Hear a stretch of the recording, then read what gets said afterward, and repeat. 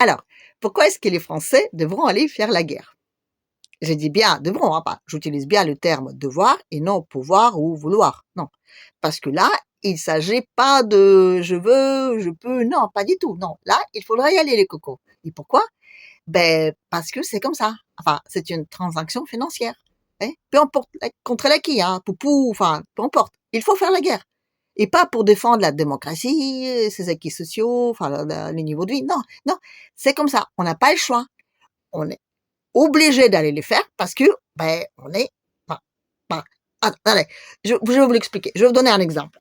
Vous voyez, là, il y a 200 ans à peu près, enfin un peu plus, là, quand on a les rois, là, ben, on n'a pas oublié ses comptes juste avant. Et on s'est rendu compte que le dette du roi était tellement énorme que même si on aura pris la moitié, enfin, tout l'or de tiers état là, disponible en France, on n'aura pas pu donc recouvrir la moitié de la dette. Vous voyez. C'était énorme, c'était énorme.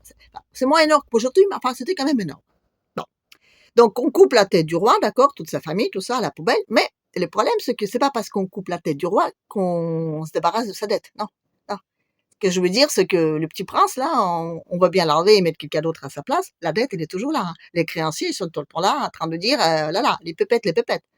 Et de leur dire, oui, nos enfants, nos petits-enfants, nos arrière-petits-enfants. Ils vont pas, les mecs, attendre nos petits arrière-enfants, hein. Non, ils s'en fichent. Eux, le pognon, ils le veulent maintenant. Et le pognon, là, maintenant, on n'a plus rien. Ah, comprenez? Alors, revenons donc à notre truc de la révolution. Donc, on se retrouve avec la dette. Alors, que faire? Parce qu'il faut la rembourser. Il n'y a plus de droit, mais la dette est là. Alors, ben, à l'époque, donc, les révolutionnaires, ils trouvent un truc assez génial. Ils disent, tiens, ben, ici, on confisque les biens d'église. C'est à ce moment-là hein, qu'il devient hyper laïque, là, vous voyez? Enfin, il n'y a peut-être pas de rapport, non, mais voilà, quand même, hein, le hasard fait bien les choses. Bref, donc, il devient hyper laïque et il confisque enfin, les biens de l'église. Sauf que quand on les confisque les biens de l'église, ben, le temps qu'on le vend, tout ça, enfin, il faut du temps. Donc, on crée enfin, comme des obligations, mais ça s'appelle des assignats. Un truc génial. Donc, les assignats, elles sont donc estimées au bien d'église, mais au bien d'église, au marché, au prix de marché, au moment où on veut le vendre et surtout au moment où on vend qu'un seul, voyez. C'est comme on prend un appartement là dans le 9e et on n'en vend qu'un seul appart. Ça vaudra quoi, 10 000, 11 000 euros le mètre carré. Et imaginez-vous qu'on a 50 appartements à vendre comme ça, mais le même jour, paf, forcément les prix baissent. Donc les assignats, c'était pareil.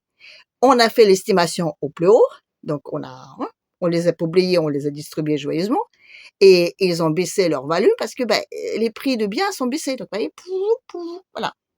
Sauf que à l'époque, donc, il y avait plein d'artisans, enfin les petites entreprises, quoi, voilà, comme ici un petit peu en France. Donc les mecs, et ça je le sais très bien parce qu'il y a enfin un peu plus de 10 ans, je travaillais sur un texte d'un tailleur de pierre, donc sur ces manuscrits datés de cette époque, donc c'était assez rigolo. Et il a très bien écrit toute cette procédure-là. Voilà, lui, il touchait des assignats comme on a compte, ou alors il touchait des assignats comme les la fin de travaux, voyez. Donc les mecs le payaient aux assignats, mais lui, ses ouvriers et tout ce qu'il devait acheter, lui, il devait le payer en argent comptant. Elle a fait une faillite, mais alors, elle a rien vu venir. Paf, comme ça. En quelques mois, elle avait plus rien. Mais elle n'était pas le seul comme ça.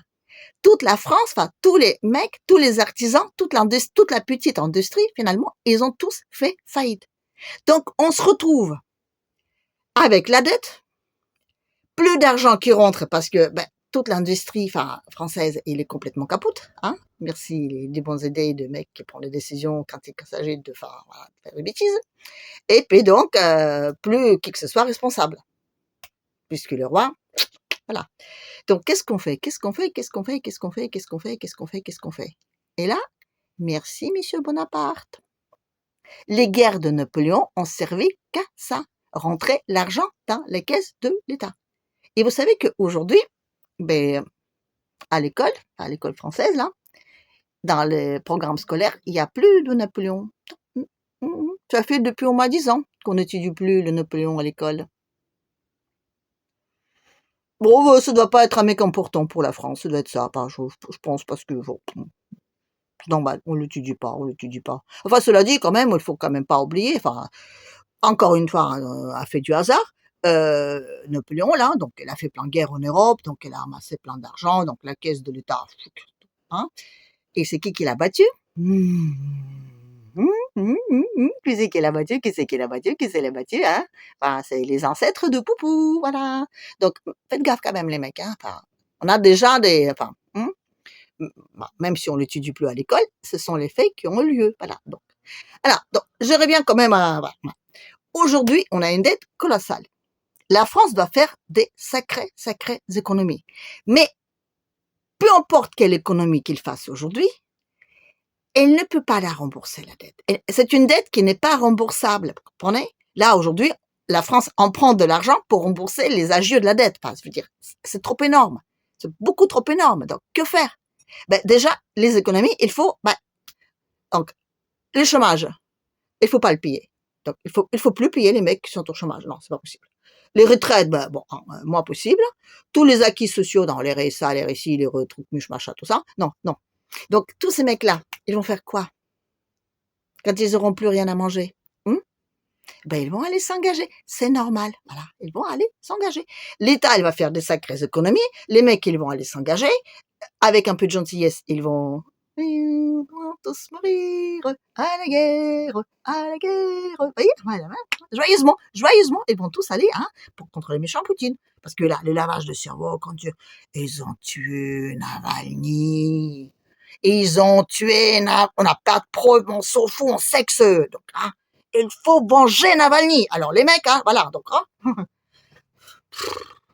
savez quoi? Moi, je veux dire, là, je me balade à Paris, et je regarde des mecs, là, au café, sur les terrasses, et j'essaie de l'imaginer un peu comme ça, qu'est-ce qu'ils seront quand ils seront là, au front, là, vous savez, à se geler enfin, tout ce qu'on peut se geler. J'essaie de l'imaginer, là, nos maîtres sexuels, là. Et, enfin, parfois, ça me fait rigoler. Parfois, j'ai un peu pitié d'eux. Parfois, c'est comme ça. Parce que quand on leur dit, les mecs, faites gaffe, faites gaffe, faites gaffe, là, vous êtes déjà couchés, là, avec le retraite, on vous a fait bien adresser avec le Covid, etc. Vous êtes prêts, là, vous êtes mûrs.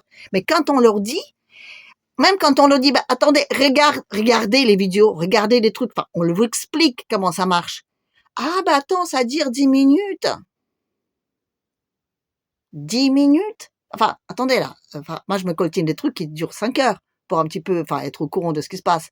C'est vrai que 10 minutes, c'est énorme, énorme, énorme. Alors oui, bah oui, allez sacrifier vos vies parce que vous pouvez pas prendre 10 minutes pour regarder un truc qui vous explique que les mecs, vous allez y passer, quoi.